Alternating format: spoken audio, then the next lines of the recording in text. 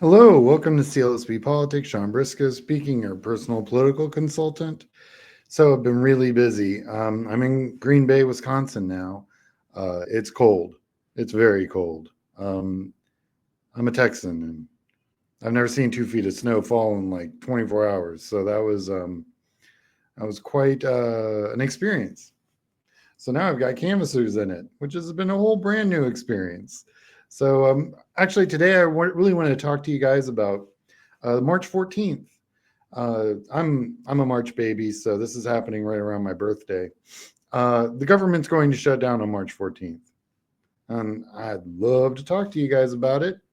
I've kind of just been I've been counting heads and seeing who's on where and what position they're taking. And I wanted to talk about kind of the makeup of the current GOP universe in Congress right now and how their different roles, and you're not going to be able to make everybody happy. And when you've got a 2-vote margin in Congress, you kind of have to make everybody happy.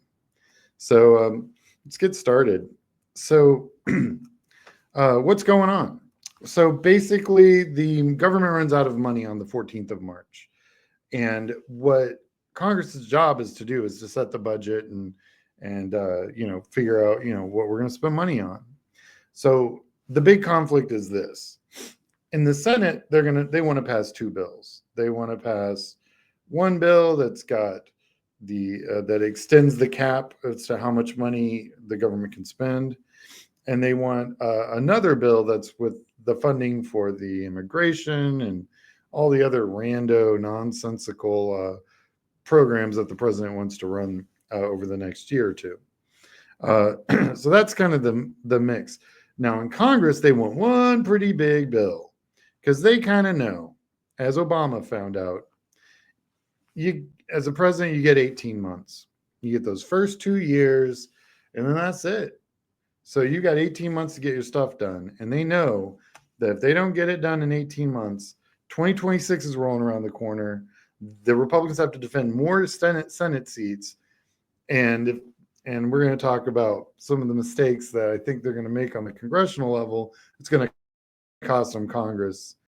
Could cost them as many as a dozen seats. So let's talk about that a little bit. So first thing, how many groups make up the GOP? Well, it's 4. There's 4 groups. There's the moderate Republicans, and yes, they still exist, but I mean, they're moderate Republicans. So it's like Medicaid Republicans. These are Republicans that will not cut Medicaid because they won their seat by nothing, or they have an enormous number of people on Medicaid in their district, and I'm going to talk about that a little bit. Then you got the hardliners and the deficit hogs. So the moderate Democrats, they're against Medicaid cuts, and right now they're talking about $880 billion with a B dollars in cuts to Medicaid, and that's going to affect David Vallado, who is a Republican in California, Don Bacon, who's a Republican in Nebraska, and Nicole. Oh, I'm going to kill her name. Milotowski? Tasky? I don't know. She's a Republican in New York. They cut Medicaid. Those 3 automatically lose their seats. And there's really 10 others that also will absolutely not vote for Medicaid cuts because they know if those cuts happen, their seats are over. That's the Medicaid contingent. It's about 12, maybe 13. That's an important number to remember. 13 electeds. They've got okay. So fun fact: the Alabama 4th is the most conservative voting congressional district in the country, and 1 in 5 people in that district are on Medicaid. 1 in 5. So that's going to be its own kind of crazy problem there. The second most conservative congressional district, Kentucky 5th, has 38.3% of its population on Medicaid. That's more than 1 in 3. So any Medicaid cuts happen, you could see a wholesale gutting of Republican congressional races wholesale. And quite honestly, the Democrats don't have to do anything but just go, here's some more rope, you know? So what's going to happen? So real quick, thank you all for, all my subscribers. Really appreciate you guys. If you're new to watching this channel or this is a video that was shared with you, please like and subscribe. If you want to support the work that I do on this channel, I have a PayPal account, and the channel it's CSB Politics, easy to find, and every bit counts. Mostly I just spend it on subscriptions to different services and journals. So, all right, let's talk about the hardline Republicans. Their problem is the $4 trillion increase to the debt limit. It's a no-go for them. That's Tim Burchett out of Tennessee, Andy Biggs out of Arizona. Both have never voted. These are 2 votes. They've never voted for an increase in the debt limit. Never. So the Republicans can lose 2 votes, and then they can only lose 2. So that means that, and these guys are the 2. If they do anything, any kind of debt limit increase, which has to happen. So automatically the GOP has just shut down the entire government by the 14th of March. So these 2 guys alone do that. All right. The other thing, the other Republicans who have a history of debt limit resistance is there's 2 more, Thomas Massie and Victoria Spartz, Kentucky and Indiana. So there's 4, and they got to go back home. And they were like, we're not going to increase the deficit. We're going to cut government and blah, blah, blah, blah, blah. But it's really hard to say you're doing that when you go back home and you say, oh, but we did kind of raise the debt limit to $4 trillion. Yeah. Oops. It's a hard sell. Then you got the deficit hawks. And these are the guys who they've got on board right now. And what they did was, to get it out of the committee, the finance committee, they kind of put a amendment in that for every $2 trillion reduction, every $2 trillion that they add to the debt, there's got to be a reduction targeted outline in the bill. That means it allows the increase as long as there's cuts in services to offset that increase.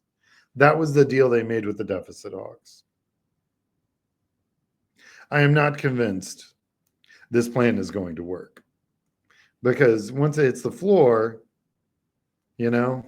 things change. So we'll see. This sounds like a way to get it out of committee so then it can run into a brick wall. That's what it sounds like to me.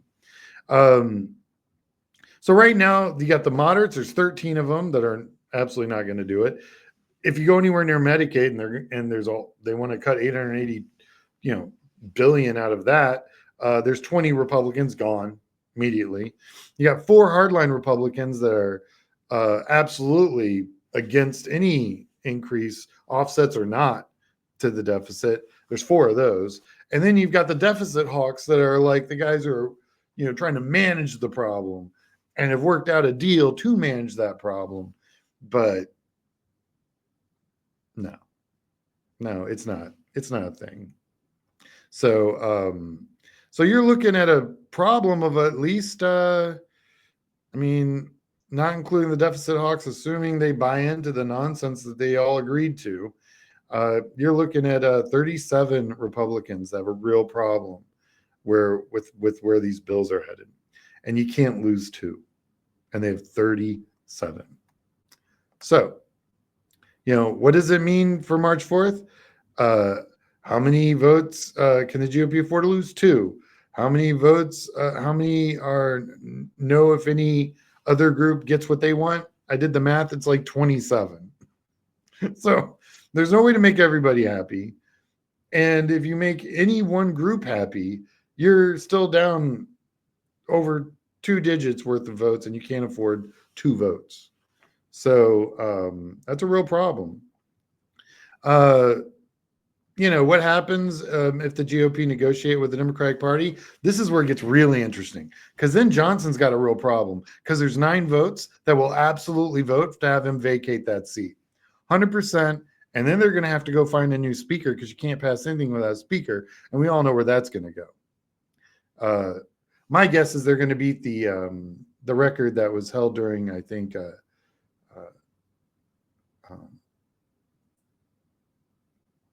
not which one was it? Which president was it? I think it was Thomas Jefferson. I think they had 37 votes for speaker. It went like 5 or 6 days. But keep in mind, all that's happening while the government's shutting down, right?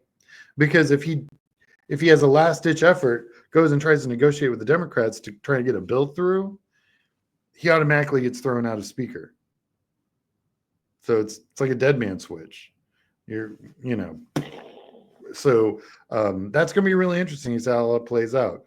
So Johnson doesn't have a way out, and what's happened to every speaker since even before Johnson was the second they made a deal with the Democrats, which has to be done, because you got guys who will not vote on the deficit. They will not vote on a deficit increase at all. And then you've got people that are like, you can't cut Medicaid, which honestly, even all the cuts they're making with personnel, it's kind of a joke. It's like 2% of the budget is what Elon's doing right now by shutting down the different, getting furlough, getting rid of all of these, workers and stuff. Yeah, it's crazy. Basically, the GOP needs to vote and pass a continuing resolution before March 14th, or it shuts down. And I'm telling you, it's not going to happen. Got a quote here. Budget your money is the key to having enough. Elizabeth Warren.